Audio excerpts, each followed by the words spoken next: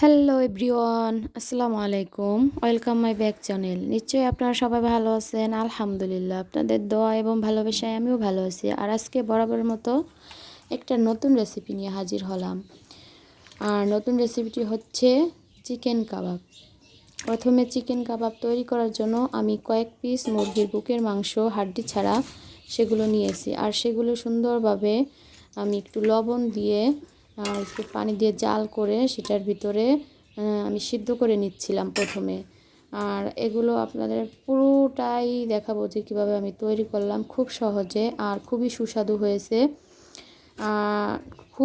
খুবই মজা হয়েছে। একবার বানিয়ে এই রোজার মাসে আপনারা খেতে পারেন, আর খুব একটা স্বাস্থ্যকর খাবার। আর এর জন্য এই মুরগির মাংস সিদ্ধ করে আমি টুকরো টুকরো করে নিয়েছি, খুবই সফট টুকরো টুকরো করতে হবে।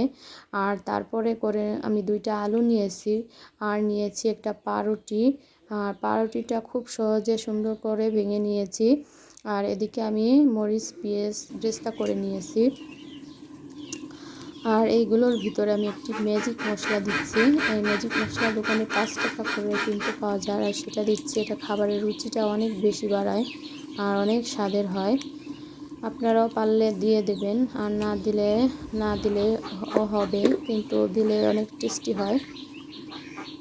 সবগুলো উপকরণ খুব সুন্দরভাবে চপ করে গুঁড়া করে নেওয়া হলো, অর্থাৎ এরপর এর ভিতরে পরিমাণ মতো হলুদ এবং পরিমাণ মতো লবণ আর পরিমাণ মতো রয়েছে একটু রসুন বাটা, একটু জিরা বাটা, আর এসব গুঁড়ি থাকলে হবে। আর আমি দিয়ে দিচ্ছি একটা ডিম, আর সাথে ওই যে রসুন বাটাটাও অ্যাড করলাম, জিরা বাটা আদা বাটাটা অ্যাড করলাম। এগুলো দিয়ে সুন্দরভাবে মাখিয়ে নিতে হবে, খুব সফটভাবে আস্তে আস্তে করে সবগুলো উপকরণ একসাথে মাখিয়ে নিতে হবে। এই যে আমি মাখিয়ে নিচ্ছি আর আপনাদের সাথে শেয়ার করলাম আমাদের গ্রামের রান্নাঘর আর গ্রামের রান্না।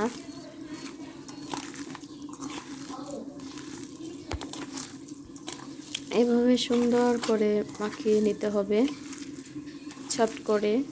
আর তার ভিতর একটু সামান্য পরিমাণ তেল দিবেন।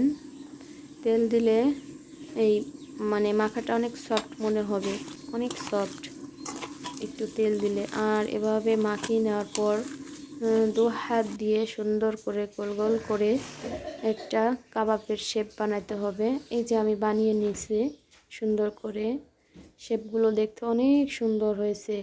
কাবাবের শেপগুলো গোল গোল করে বানিয়ে নিয়েছি আমি। আর এগুলো আমি এখন ফ্রাই করব।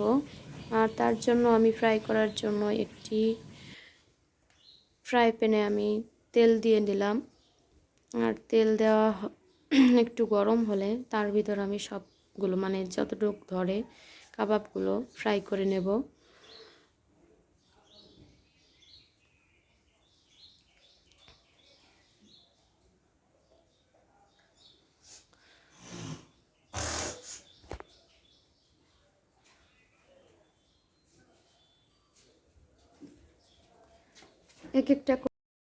এক একটা করে দিয়ে দিলাম।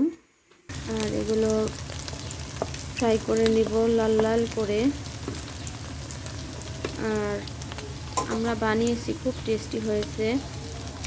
আপনারাও পারলে এভাবে তৈরি করে খেয়ে নেবেন। খুব মজাদার একটি খাবার চিকেন কাবাব।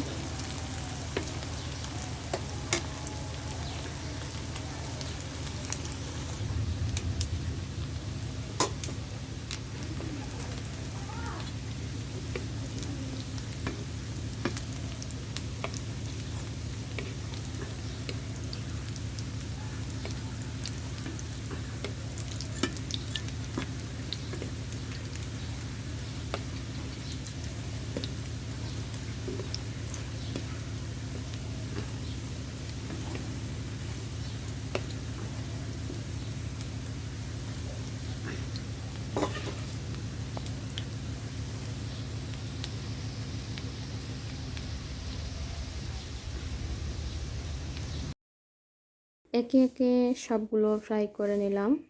আর দেখতে খুবই আকর্ষণীয় লাগছে আর খেতেও সেরকম। আপনারা এভাবে বানিয়ে নেবেন। আর আজকের ভিডিওটি ভালো লাগলে আপনারা লাইক, শেয়ার, কমেন্ট এবং যারা নতুন থাকবেন তারা সাবস্ক্রাইব করে নেবেন। আল্লাহ হাফেজ, ভালো থাকবেন।